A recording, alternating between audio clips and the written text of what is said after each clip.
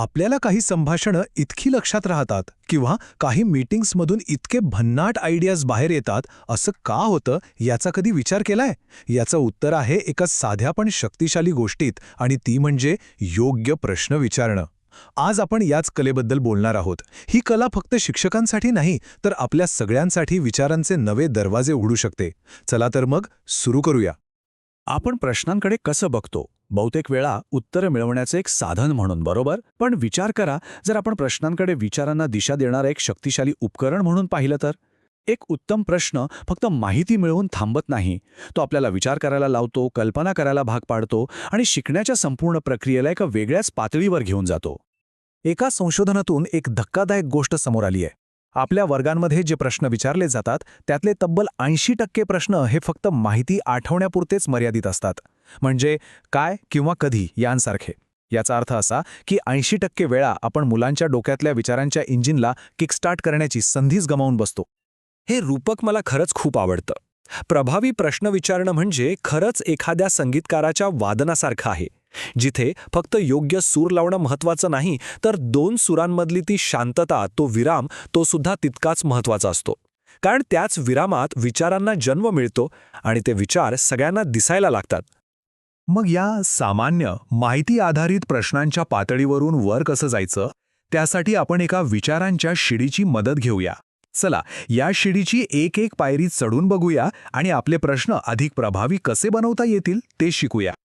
फरक एकदम सोपा आहे. बघा, एका बाजूला आहेत निम्नस्तरीय प्रश्न, जे आपल्या डोक्यातील माहितीच्या फाईल्स उघडतात, जसे की काय आहे, आणि दुसऱ्या बाजूला आहेत उच्चस्तरीय प्रश्न, जे आपल्या डोक्यात नवीन कल्पनांची निर्मिती करतात, जसे की काय होईल जर. एक प्रश्न स्मरणशक्ती तपासतो, तर दुसरा विचारशक्तीला चालना देतो. ही आहे आपल्या शिडीची पहिली आणि सर्वात खालची पायरी, स्मरण. ज्ञानाचा पाया घालण्यासाठी हे प्रश्न खूप आवश्यक आहेत, कारण माहितीशिवाय विश्लेषण करणं शक्यच नाही. पण एक गोष्ट लक्षात ठेवली पाहिजे, ही फक्त सुरुवात आहे, शेवट नाही. आता आपण एक पायरीवर आलो आहोत, ज्ञानाला कृतीत उतरवतोय. ही आहे उपयोजनाची पायरी. इथे प्रश्न विचारला जातो की ठीक आहे, तुम्हाला हे माहीत आहे, पण तुम्ही याचा वापर कसा कराल? इथेच खरं तर ज्ञान पुस्तकातून बाहेर पडून आपल्या प्रत्यक्ष जगात येतं. आणि आता आपण पोचलो आहोत शिडीच्या सर्वोच्च पायरीवर, निर्मिती. इथे आपण फक्त माहिती वापरत नाही, तर त्यातून काहीतरी अगदी नवीन घडवतो. इथेच नवनवीन शोध लागतात, कलाकृती जन्माला येतात आणि समस्यांवर असे तोडगे निघतात ज्याचा कोणी विचारही केलेला नसतो. हे आहे विचारांचे शिखर. तर ही विचारांची शिडी चढायची कशी? सिद्धांत तर समजले, पण आता ते प्रत्यक्षात आणण्यासाठी काहीतरी ठोस साधनं हवीत, नाही का? चला तर मग अशी 5 प्रभावी तत्व पाहूया, जी आपल्याला एक उत्तम प्रश्नकर्ता बनवू शकतात.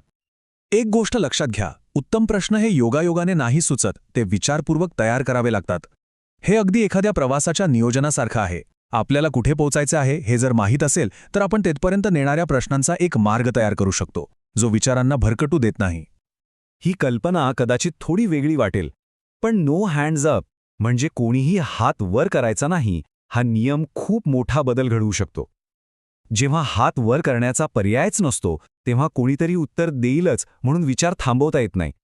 प्रत्येकाचा मेंदू सक्रिय राहतो, कारण प्रश्न कोणालाही विचारला जाऊ शकतो. आपण अनेकदा प्रश्न विचारतो आणि लगेच उत्तराची अपेक्षा करतो, पण कधीकधी हीच सर्वात मोठी चूक असते.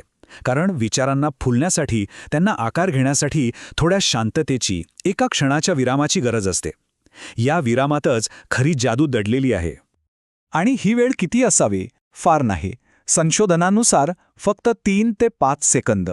एवढासा विराम उत्तरांचा दर्जा, त्यांची लांबी आणि विचारांची खोली आश्चर्यकारकपणे वाढवतो. हा बदल खूप छोटा आहे, पण त्याचा परिणाम खूप मोठा आहे. बरोबर किंवा चूक हे शब्द अनेकदा चर्चेला तिथेच थांबवतात. इतरांना वाटतं की आता विचार करण्याची गरज नाही. या उलट मिळालेल्या उत्तराला एक सुरुवात मानून जेव्हा आपण विचारतो, यावर आणखी कोणाला काही वेगळं सांगायचं आहे का, तेव्हा विचारांचे अनेक प्रवाह एकत्र येतात आणि चर्चा अधिक रंजक होते. पहिलं उत्तर हे नेहमी हिमनगाच्या टोकासारखं असतं. जे दिसतं त्यापेक्षा बरंच काही खाली पाण्याच्या आत दडलेलं असतं. ते बाहेर काढण्यासाठी आपल्याला खोलवर जावं लागतं. आणि त्याचसाठीच गरज असते पाठपुरावा करणाऱ्या प्रश्नांची, ज्यांना आपण प्रोबिंग क्वेश्चन्स असंही म्हणतो. तर मग हे प्रोबिंग म्हणजे नेमकं काय? हे एखाद्या शोधकर्त्याच्या कामासारखं आहे. मिळालेल्या उत्तराला अंतिम न मानता त्यातील प्रत्येक धागा पकडून विचारांच्या मुळापर्यंत पोहोचणं. चला बघूया हे कौशल्य नेमकं कसं वापरायचं. इथेच तर खरी कसोटी लागते. पहिलं उत्तर मिळाल्यावर चर्चा थांबवायची नाही, तर ती तिथून पुढे कशी न्यायची हेच खरं कौशल्य आहे. लक्षात ठेवा, प्रत्येक उत्तर हे पुढच्या प्रश्नाचं बीज असतं. याची काही सोपी तंत्र आहेत. समजा विचार कुठेतरी अडला असेल तर आपण एखादा संकेत देऊन वाट दाखवू शकतो किंवा अजून थोडं स्पष्ट करा असं म्हणून विचारांना अधिक खोल नेऊ शकतो. कधीकधी हे असं का किंवा हे कसं शक्य आहे असं विचारून विचारांवर प्रकाश टाकू शकतो. प्रत्येक तंत्राचा उद्देश एकच आहे, चर्चेला अधिक सखोल बनवणं. तर संगीतकाराच्या विरामापासून ते विचारांच्या शिडीच्या शिखरापर्यंत आपण एक प्रवास केला. प्रभावी प्रश्न विचारण्याची 5 तत्वही पाहिली. आता हे सर्व धागे एकत्र गुंफून हे ज्ञान आपल्या रोजच्या जीवनात वापरण्याची वेळ आली आहे. आणि हेच तर या संपूर्ण कलेचं सार आहे. एक चांगला प्रश्न उत्तरावर पूर्णविराम देत नाही, उलट तो विचारांच्या एका नव्या रोमांचक प्रवासाला सुरुवात करतो. तर मग जाता जाता एक विचार. आजच्या दिवसात कामावर असो, घरी असो किंवा मित्रांशी बोलताना असा कोणता एक उच्चस्तरीय प्रश्न विचारता येईल जो केवळ माहिती न तपासता समोरच्या व्यक्तीला खऱ्या अर्थाने विचार करायला लावेल. यावर नक्की विचार करा.